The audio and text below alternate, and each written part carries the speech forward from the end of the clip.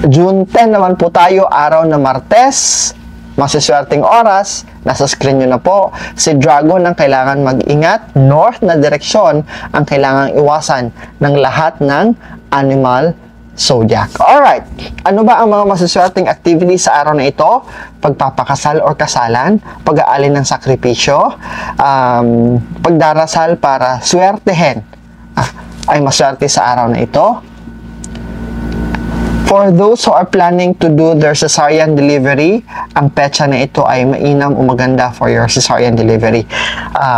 Pagta-travel, maswerte. Pagtitibag ng building o bahay, maswerte. Groundbreaking ng ipapagawang project, construction ng ipapagawang project ay maswerte sa araw na ito.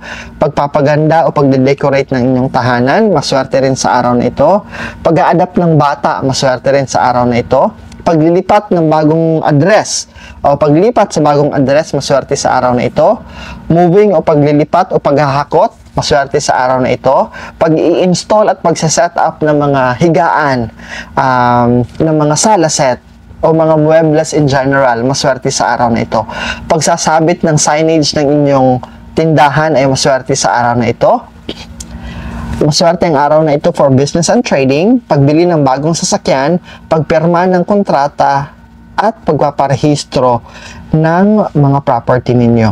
So far, wala tayong nakikitang inauspicious or hindi maswerte. Although, wala tayong nakikitang inauspicious at hindi maswerte sa araw na ito, magpapadalos-dalos tayo. Pinapaalalahanan ko kayo palagi. Always seek help.